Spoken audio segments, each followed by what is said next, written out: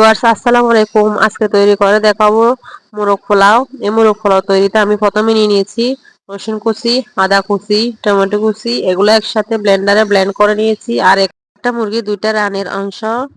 এখানে আরো দিয়ে দিয়েছি 2 টেবিল চামচের মতো আদা রসুন টমেটো কুচি পেস্ট, এক ফালি লেবুর রস, স্বাদ মতো কিছুটা লবণ দিয়ে দিচ্ছি, 2 ফোঁটা দিয়ে দিচ্ছি রং। এটা শুধু জাস্ট দেখা সৌন্দর্যের জন্য। এখন ম্যারিনেট করে রেখে দেব 1 ঘন্টার জন্য।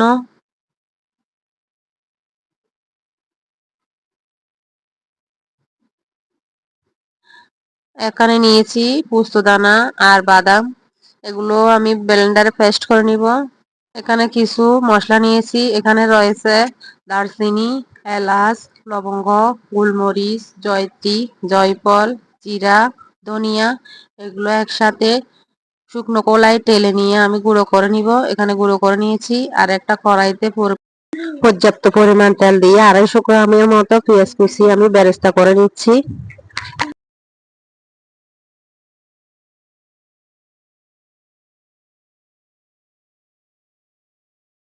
হালকা ব্রাউন কালার চলে আসলে পেঁয়াজ তেল থেকে তুলে নিব।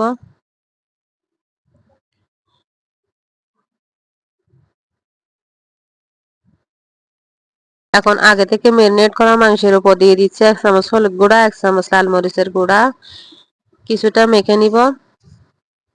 এখন তেলের মধ্যে ফ্রাই করে নিব, হালকা ভেজে নিব, বেশি কড়া করে ভাজবো না। জাস্ট উল্টিয়ে পাল্টিয়ে ভেজে নিয়ে তেল থেকে তুলে নিব।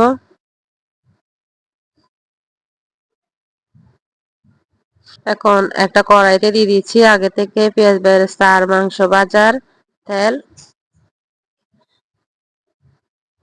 আর এখানে দিয়ে দিচ্ছি 2 টেবিল চামচের মতো আদা রসুন টমেটো পেস্ট। দিয়ে দিচ্ছি পেঁয়াজ বেরেস্তা, দিয়ে দিচ্ছি আগে থেকে বাদাম আর পোস্তদানার পেস্ট রেডি করা। আর আগে থেকে রেডি করা শুকনো মশলা, এগুলো আমি গ্রাইন্ডারে গুঁড়ো করে নিয়েছি শুকনো খোলায় টেলে। এখন দিয়েছি 1 চামচের মতো লাল মরিচের গুঁড়া, 1 চামচ হলুদের গুঁড়া, সবগুলো মশলা নেড়ে চেড়ে ভালো করে কষিয়ে নিব। মশলা কষানো হয়ে এলে এখন দিয়ে দিব মুরগির মাংস।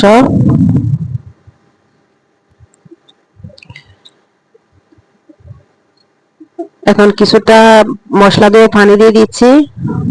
এখন দিয়ে দিচ্ছি 7 থেকে 8টার মতো ফালি করা কাঁচামরিচ, দিয়ে দিচ্ছি 1 টেবিল চামচের মতো ঘি। ঢাকনা দিয়ে কিছুক্ষণ জাল দিতে থাকবো। ঢাকনা তুলে দিয়ে দিচ্ছি ফেটানো টক দই। এখন নেড়ে চেড়ে ঢাকনা দিয়ে জালতে থাকবো 10 থেকে 15 মিনিট পর্যন্ত মিডিয়াম হিটে। এর মধ্যে বেশ কয়েকবার ঢাকনা তুলে নেড়ে চেড়ে দিতে হবে যেন পাতিলের তলায় লেগে না যায়। মাংস প্রপারলি কুক হয়ে গেলে চুলা থেকে নামিয়ে ফেলবো। আর এখানে দিয়ে দিচ্ছি পর্যাপ্ত পরিমাণ তেল, 4টা তেজপাতা, দারচিনি, এলাচ, জয়ত্রী কিছুটা অংশ, দুঃখিত সেটা দেখাতে পারলাম না। দিয়ে দিচ্ছি 200 গ্রামের মতো পেঁয়াজ কুচি। এখন কিছুটা ভেজে নিব পেঁয়াজ কুচি। আর এখানে দিয়ে দিচ্ছি আগে থেকে মানে পেস্ট করা বাদাম আর পোস্তদানার কিছুটা পেস্ট।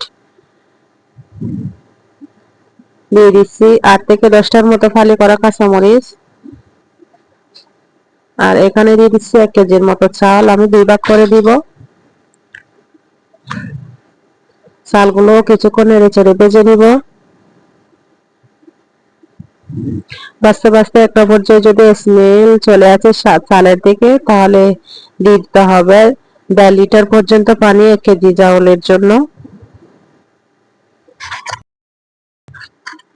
এখন নেড়ে চেড়ে চাউলের সাথে পানি মিশিয়ে নিব।